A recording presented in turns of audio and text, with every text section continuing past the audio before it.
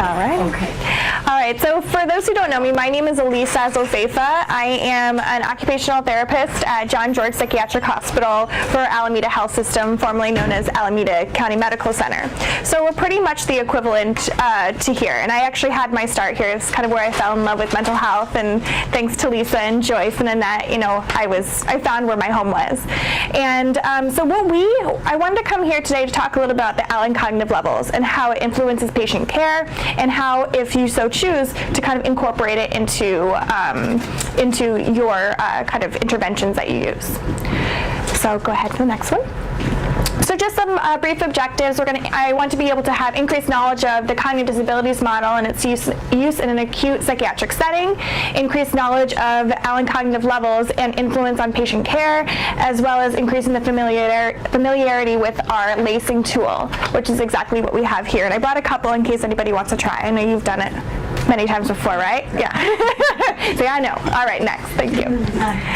Okay, so the cognitive disabilities model is created by Claudia Allen, who is an occupational therapist. It is based on Piaget's developmental model of cognitive and sensory function.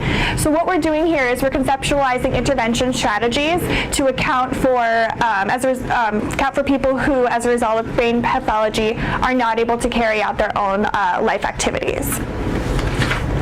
So as the OT role, with using this, what we're able to do is measure the functional changes associated with brain pathology, be able to communicate that to not only a treatment team but also to families about how the activities can be adjusted and to influence that lifestyle, to increase that either independence and also predict. And this is the main thing here. This is kind of how we at John George have been able to stay viable within our, we have like 7 OTs, how we're able to carry that, because we're able to predict what changes in ability to function means to safe performance on individuals' ordinary activities and their level for assistance that's needed. So we're really able to use the ACL as predictive factor to say, okay, this patient is going to be able to need this level of assistance with money management, with kitchen management, with being able to with using self-care, and also distinguishing between what someone cannot do versus will not. And I know that's probably a common struggle you guys see here with those people who are coming in all the time.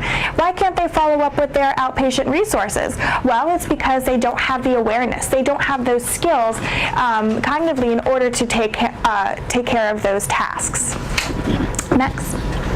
And if I'm talking too fast, let me know, because I tend to talk very fast. I'm just being aware of time. So they have Allen Cognitive Levels are based on 6 different levels, ranging in increasing of independence and going up to 6 where it's pretty much independence right here. So what we're doing here is we're going to be able to dissect these levels to really be able to look at that patient. And I actually, if it's okay with Ursula, I have one patient in mind that I was thinking that we met today that we could talk a little bit about kind of where I think they are at because of, based on this. So these are the different levels. Level 1, comatose. Okay, so we typically see patients that are level 3 and above, between level 3 and level 5. Because level 1, you tend to notice that they're going to be more in the intensive care unit. They might even be in a skilled nursing facility, as well as level 2. Level 2 we see very rarely. Usually it's those who are extremely catatonic or severely depressed, those who are not being able to really initiate very much. I think the most I've seen is like a level 2-8, which we have subsets within the levels that are on an even scale, 0 to 8, providing a differentiating between the certain levels, because within a level there's smaller things that might change. So we're going more into the levels now. So as I said, level 1 is kind of the step up from comatose. This person is kind of in bed, only being able to respond to those internal cues. So their motor actions are automatic and meaningless. Their level of awareness, they're conscious, but they're not aware of their external environment. Everything is within themselves. So with this, they're total assistance. They're going to need help with toileting, help with feeding, help with obtaining any kind of grooming supplies. And so what they also notice is that they might need to provide some stimulation in order to assist with swallowing. So they're totally dependent on the caregiver at this point. And so 24-hour nursing care is a recommendation. So based on this, what we're saying is if somebody came in or somebody that you had contact with was a level 1, these are the predictive factors that that we're going to see. And we're able to see based on not only just how they're functioning, but they wouldn't even be able to touch this. This is something that they wouldn't even be able to notice. They're not going to notice anything around them. Okay, so then level 2, what we have, these patients tend to be easily distracted. Most of our patients tend to be easily distracted anyways, but another thing I kind of want to step back for a minute. Cognitive levels, not only because of brain pathology is affected, but also based on stress. If someone isn't on their medication, it's going to affect it might even affect their cognitive level. So it helps with the medication, might help to increase their organization. So the fluctuation, it's not too drastic between the levels once you're first tested, but there is some movement there, especially once that stress and those medications are added, it will adjust the level. So I'll go back to level 2. So we're separating them into these areas here. So their attention, they're easily distractive, responding only mostly to proprioceptive cues. So spontaneous actions of the body, they might be able to do, let's say you're in front of them doing more of a one-to-one and providing directly in front of them doing a maybe stretching group, they might be able to copy or imitate those movements that you're doing with them. Their awareness, again, is only limited to their body. So from a level 1, which was all internal within themselves, this one is bringing out of awareness a little bit more to the actual physical body, but still not the outside world. So they're not aware of any sort of effects or any kind of cause or effect action as well. And this person is going to need maximum assistance to function, so a 24-hour nursing care. And both of these places, we'd recommend locked settings because these people might, not these ones in particular, but the people might wander, get disorganized, get disoriented very, very easily. So this person they might be able to participate in their ADLs because they do have those movements. So as a therapist, what you could do is you could help to elicit those movements out of them so that they can participate a little bit within it. So something like brushing, putting the brush into the hand where they can do those more repetitive actions. Okay. And then a caregiver has to provide food and fluid for this person. Any questions on, I know I'm talking fast, it's a lot of information, so, okay. So this is where we start to see patients. This is where the people that come in to see us tend to start out. So level 3. This one, as we had before with level 1, internally they were attention. Their attention at level 2 went out more to the body. Their awareness for level 3 is going to be a little bit more outside of themselves, but not greatly. Okay, it's just going to be more outside and tends to be stuff that's directly in front of them versus behind them. So their attention is short, up to 30 minutes. And so they have an intense concentration. So they might be focused on one task, especially a repetitive task, for a long period of time. So someone who might just literally be painting and painting and painting the same thing over and over again, or even someone that kind of paces a lot.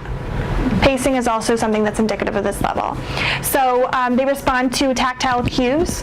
They have spontaneous actions in response to tactile cues.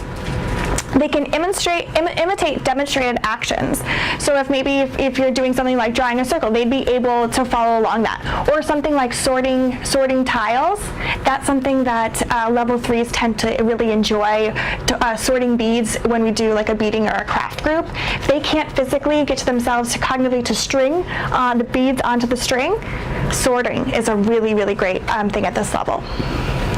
So this person is not goal-directed and they're unpredictable. So their awareness, their actions are not connected to a goal, and they're focused mostly only on the here and now. So not really going to be able to say, where are you going to go next? I don't know. I don't even know what I'm going to do now, pretty much. So this person still would require 24-hour supervision. And I think a wanderer, this is really common. You tend to see people maybe who don't even care for their ADLs. You'll see them, always coming in dirty. They might constantly wander, constantly talk to themselves. They can follow through maybe with their ADLs, but need prompting, might even need setup with that, because you have to think about those familiar tasks too. All right, and so thinking if somebody is at home, they can even participate in something like folding or dusting, which tends to be more repetitive. And so we want to make sure that we're meeting those tasks, using that task analysis to best fit the patient's functional level into the things that they're doing. So the next one is a step up, level 4. Their awareness is going to be more outside of the body and even behind them now. So this person is aware of tangible cues. Their attention span is up to 60 minutes. They have problems with covered and overlapping objects. So if you have a messy desk in front of them, they're not really going to be able to think about lifting all those things up to try and find where it is. Common thing that happens is patient will, drop something during a craft group and they'll look, directly in front of them and they'll see just here, but they won't even see that it's even maybe even farther than an arm's reach next to them. So you need to use that prompting to have them be aware of their outside experience. So this person is goal-directed, and what they're going to do is they're going to notice those visible errors, and they might even ask you, I need some help. There's no problem solving really at this point, and no independent learning. They're going to ask you what's happening next. And so their awareness, they have more intentional motor actions, and their visible cause and effect relationships. If I do this, then this will happen. And so the level of assistance, this person, depending on the range within a 4, the lower 4 levels might need a little bit more assistance, but what we will always recommend is a supportive environment. A supportive environment such as a family home where they have that 24-hour, or they have someone there that can remove any safety hazards, as well as a board and care home where they're still being able to provide food and clothing and shelter, obviously, too. Okay, next one, sorry.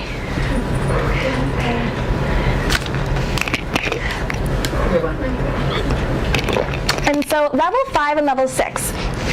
On a good day, I'm at level 6, which I'm functioning independently, but every once in a while I fluctuate down to the 5. So everybody does here. If you ever start using this and start getting more familiar, everybody's like, oh, I'm acting like a level 4 today, I'm acting like a level 3. That happens. It's to the best of us. Remember, stress level, medications, kind of what's going on can really influence the cognitive level. So level 5 is a level that we do see quite often, tend to be the higher functioning individuals that we see a lot of people who have bipolar disorder, people who have depression. They tend to fit more in this level. So for level 5, these people have attention to those concrete relationships. They're more exploratory in their awareness. They want to be able to do kind of trial and error, but they don't have that anticipatory awareness where, when I do this is going to happen in the future, it might affect that. So their memory and their orientation are clear.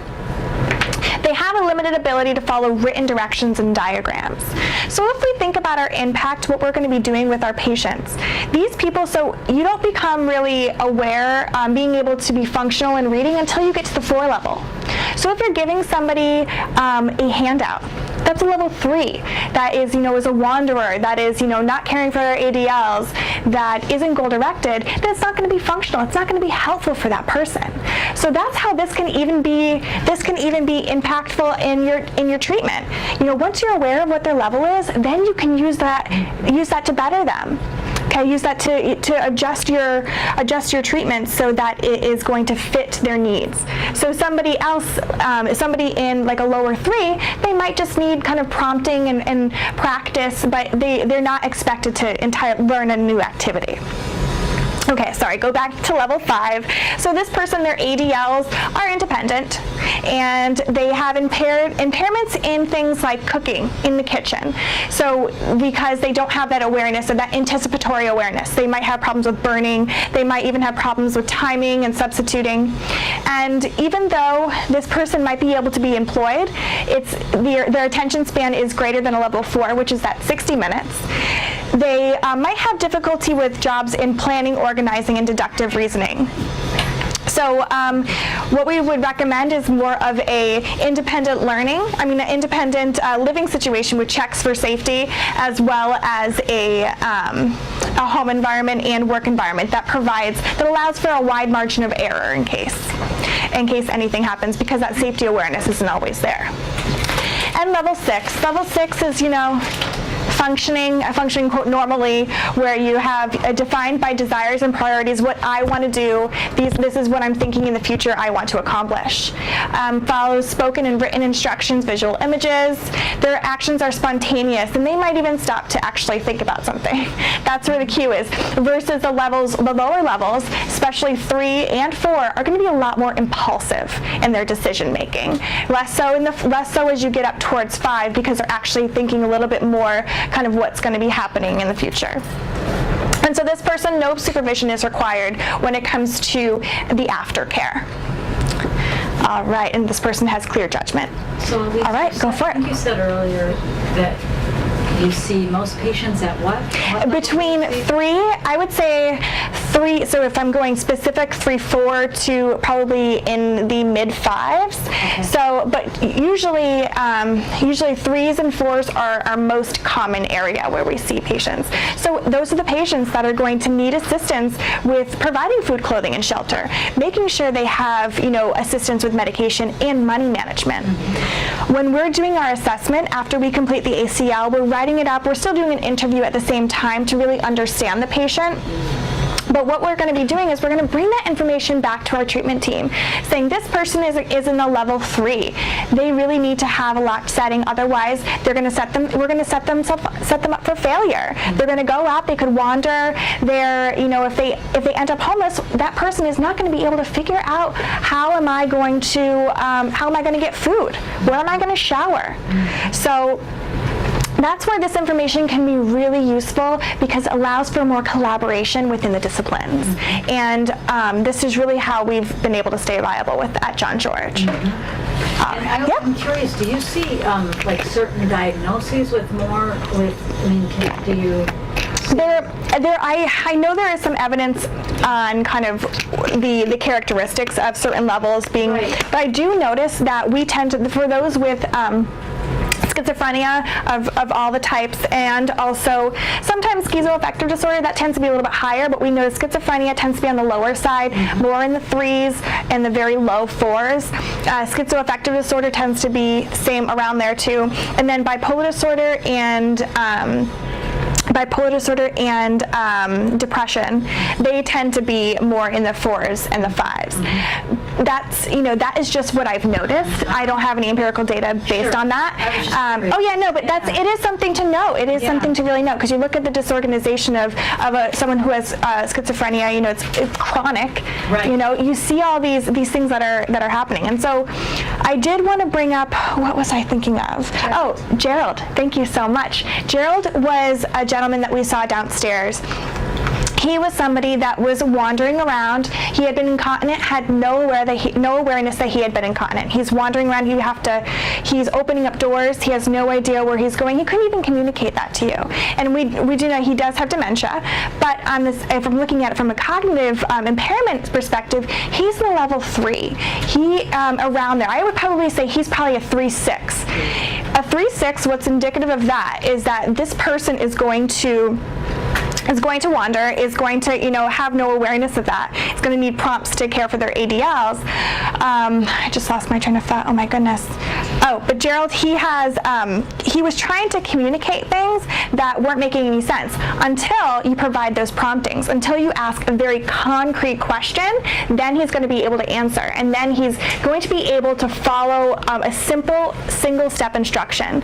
And you'll actually see as I go on, I give you some examples of goals based on the cognitive levels, and I do have an example of a 3-6, exactly how we would do it, providing step-by-step and providing setup for this person to maximize their ability to complete their ADLs. So that's just somebody I was thinking of. And next one here. Just takes I know, it's silly. Well, I only have an iPad at home, so I was like, and then I don't have a USB in my iPad, so. All right, so now I'm going to go more into kind of how to come up with these cognitive levels, because there is a standardized assessment that is just based on, that's done for occupational therapists. And Valerie, I'm sure it's bringing back a lot of memories here. That frog in a long time. Oh, the frog, we do it all the time. So 2 ways to that the ACL or Allen cognitive levels, you're able to determine what their cognitive functioning is. One is through these lacing assessments. And so what these lacing assessments are, they have a standardized way that you're supposed to talk and say everything. And I actually have a book if you want to see. It's a lot of run-on sentences, which drives me crazy. But, you know, you have to do it to get the most effective data. Taking a step back for a moment, all of this stuff is evidence-based. This is evidence-based, so it could be best practice as well as patient-centered. So this is kind of why it is so important, especially since we're we're kind of moving towards that wellness and recovery model. So this is something very patient-centered that we're going to be able to provide them, or at least try to provide them, with the assistance that they're going to need once they leave. Fortunately, not everybody has the benefits and to meet those needs, but we're going to try our best. So going back to the screening tool, so we always use actually the large one, and we do not have, yeah, we use the large one. You know, I've never really had any difficulty with anybody using this one. We do ask them if they have any difficulty seeing, but we will make adjustments based on that. So there's a series of stitches. There's 3 different stitches. They start out easy, and then they get more difficult. And so the first one that they do is the running stitch.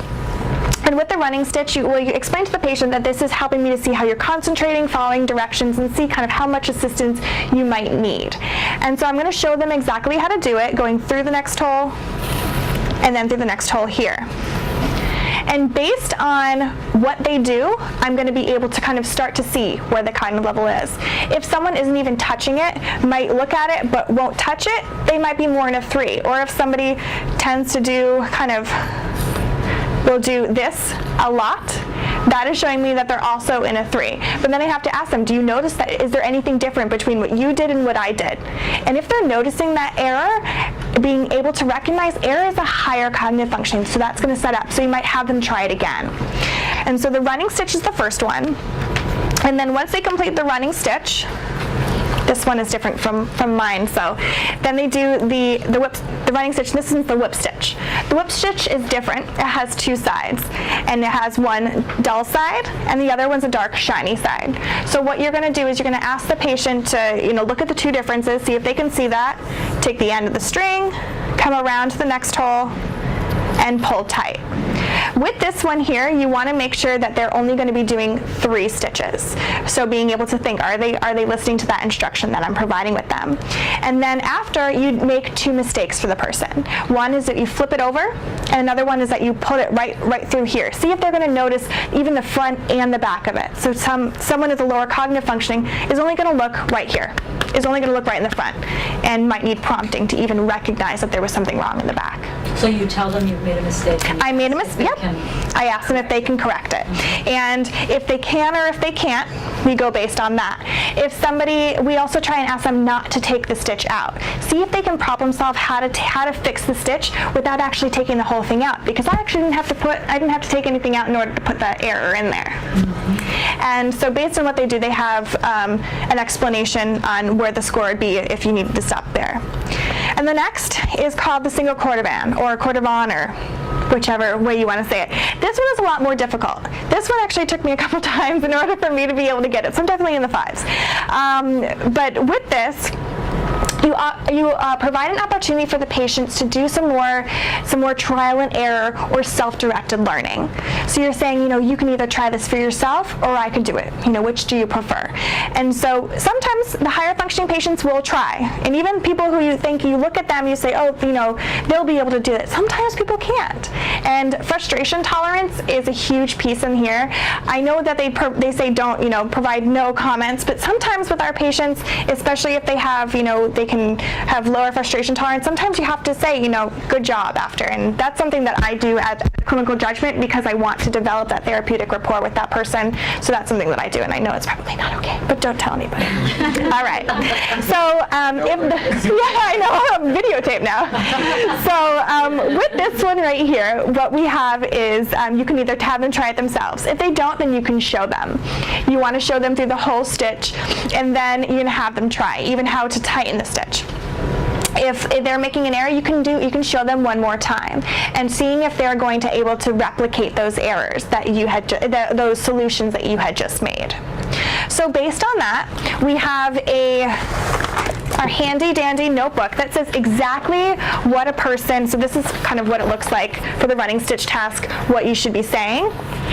And then here, it says there's a whole thing. It says exactly what those behaviors were.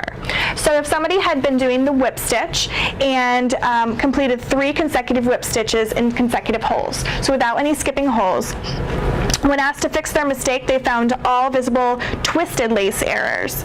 And let's see, So they failed to correct the twist error without removing it.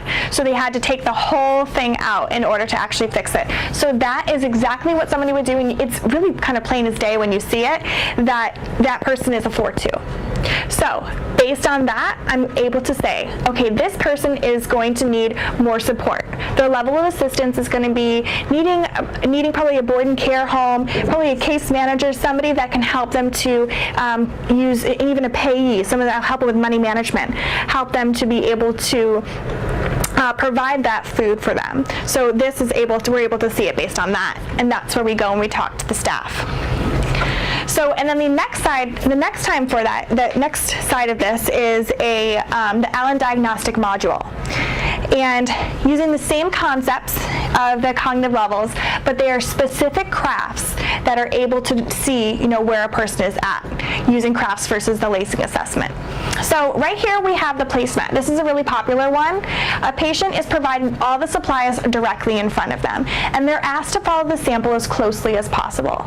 So they're even supposed to take the edges and kind of fray the edges, which is the worst part. And then placing down these hearts. It looks really easy, but they're provided with extra supplies within there. So that, we're kind of tricky. So provided with extra supplies and asked to follow it directly. So somebody who is maybe a level 3 might just take all the stuff and put everything directly on it. Might not even use glue. It just might be there. So it's not really functional. They don't really have that awareness. And you tell them to refer to the sample. They might look at it for a second right after you cue them to look at it, but then they'll go right back. They're not going to notice really that awareness between the difference. And then someone who is a 4-4 in the mid-4 range, they should be able to follow that sample directly. And they might have, you might notice a couple things turned a different way, and then you say, do you see anything different? See if they can actually find it. And then if you point out the cue, they should be able to, oh, there it is, and make that change. And so other ones that we do here are the handy dandy frog note holder. So this is one of our wood supplies that we do. We have also a whale and tile boxes that we do. So IFRA has a lot of steps. It has sanding, staining, and assembly. And so we're having the patients try and follow this. You have samples on the table, and they're trying to be able to complete that all the same.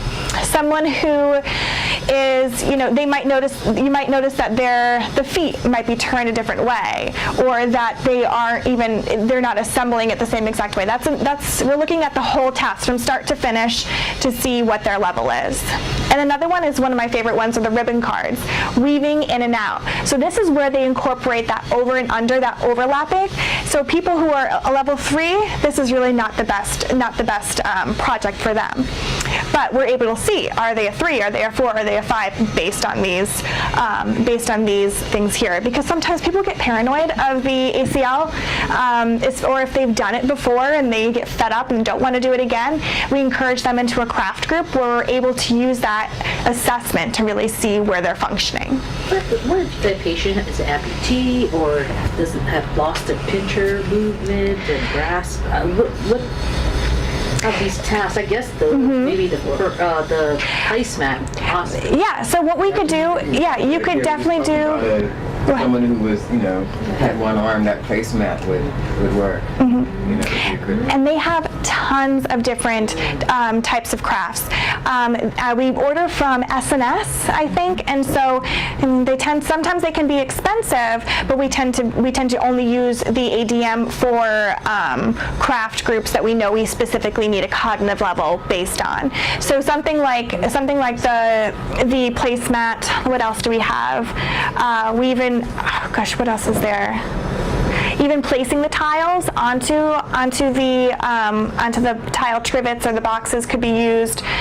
trying to think, they also have sewing as well. So there's a lot of different types of activities that they use. And that, So does someone, if they do the leather and then you see them do another, they're going to be consistently the same number? they And should you've seen that? They should be consistently the same number, yeah. And sometimes what we will notice is you have to be aware. You have to have those observation skills because we're looking at 12 patients, constantly going around and looking to see, how are they doing. We try and split up and have 2 therapists in there and have only 6 and 6. But you have to really be aware of what you're looking for the level of assistance, level of prompting that is needed. So if someone is less experienced, then you might notice that they might have a lower cognitive level, or they might have a change in cognitive levels. But for the most part, people tend to stick around the same thing. On different changes, if it's a new task, if it's a brand new task someone has never done before, that also might kind of vary. Not much though, not much. So this is usually done in a group. Do not use that as a screening tool? We can, well, in place of that, yes, we can use it as a screening tool in place of that. So we try and meet with one-to-one with each patient for our evaluations, which we always use this in an interview style. And then but sometimes we'll have we'll have on all the units there might be, 12 to 13 evaluations that we have to complete. A group setting is a great way at least to get the cognitive level in there. So we pull out those people and say, let's try an ADM group today so that we're able to get cognitive levels based on for all of those people, and then we can do their assessment later on. We could even try if something like this was very easy for them, and we could actually even just have them do the single cordon stitch so that they're able to see, really where are they in that moment. Did I answer your question? Yeah. Okay. Are they all reusable? I guess the leather one, you can keep using the same one in different patients? The ACL screening tool is reusable. We keep it for ourselves. A lot of the patients ask me if they can make shoes out of it, and I'm like, well, maybe we can do that in the craft group. But this is always reused. These ones aren't. These ones the patients are able to have for themselves, with the exception of the wood. Anything with wood or string within our hospital, we just put them in their patient belongings, so that just for safety reasons. Any other questions? You have to glue one of the placemat. You have to glue those. They just don't place them. So what we have them do, which one going back for? That's okay. So what we do is I'm gonna say you're gonna follow the sample as closely as possible. There are some other cues within that actually even standardize, what you have to say. So we're gonna have them place it down there. So if a patient is like, I want to make my own, usually what I say is, show me that you can follow this sample. Don't glue it down, and then once you show me you can follow the sample, then you can do whatever you want. That tends to be the way that we get out of that. So what we're having them do is actually glue down all of these things here. Pardon me, and actually you can see there is overlapping things here, things that are centered, things that are, pointed in a particular direction. So even those small details, what we're looking at. So reusable, not reusable. And there's also interpretations for each Exactly. for the diagnostic module. Exactly, the Just like- ADM. And these ones, all of these crafts, what they provide is they have ranges. So this between a 3/8 and a 4/8. This craft could be used for these people, and then they'll have it laid out saying this is the instructions, and then the next part are this is what you'll expect. A same type of thing that we have here. A 4/2 will sand, will initiate sanding, will paint, will glue, may even glue the eyes differently. Something as specific as that. And then from that I can say that yes, doctor, I think that they should go to a boarding care home with a payee using that information because it's a predictive factor of functioning. Alrighty. So when it comes to treatment planning, once we're able to get the cognitive level, we complete it within 72 hours. We try and make sure that we do it ASAP if we can.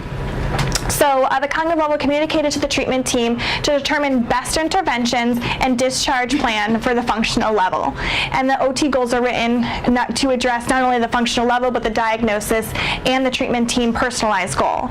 Because within our treatment team, we have everything that we have to kind of fill out, but we have an overarching goal for this specific patient. And then we have our interventions. And so my goals or my interventions are going to be based on functional level, what that overarching goal is, and their diagnosis. Alrighty. And And so these are some examples of some of the goals. And as I was saying, I was going to show you a goal for somebody who's 3-6. So someone who is 3-6, not goal-directed, they might be a wanderer, they're not going to initiate their own self-care, initiate their own activities. So it was very specific in the way I wrote this. So patient will follow through with basic hygiene grooming tasks for at least 4 times per week with setup and step-by-step prompting.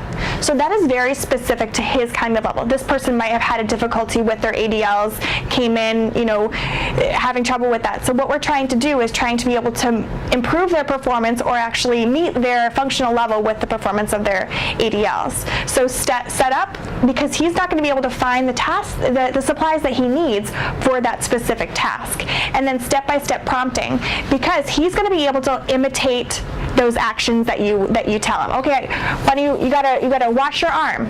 Washing your arm, okay, what does that necessarily mean? So even showing him, okay, wash your arm like this, and then they should be able to follow that.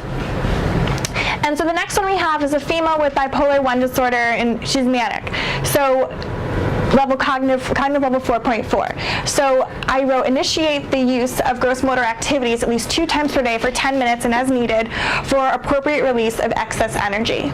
So this person, they're able to initiate. They are goal directed in this moment. So being able to actually initiate that use and doing something that's going to be able to help manage her symptoms. Does that make sense? Mm-hmm. Okay. All right, and so for interventions, the cognitive levels allow staff and caregivers to adjust their approach in care to address a patient's abilities and deficits in functioning. I also have a caregiver guide that I thought I had the whole book, but I don't. So it's a caregiver guide to provide to family or other caregivers, even our nursing staff. Our nursing staff, when they're brought to oriented to John George, we provide them education on the cognitive levels, because this is what we use, and this is a multidisciplinary, we're all in this together, and so we want to make sure that they are going to be able to use these levels to best approach our patients. So we can even give them a caregiver guide as well. So to assist in awareness in what the patient will or will not need assistance with, for example, money management, removal of safety hazards such as in the kitchen and kitchen safety. So I have actually given this to family members before, where someone who kept coming in, and the family had a really hard time understanding this patient. And this patient, I believe, was around a 3-8. So he's not goal-directed. He needs help with initiating and following through with kind of basic tasks. Because of that, he'll need setup and prompting in order to complete tasks. So what I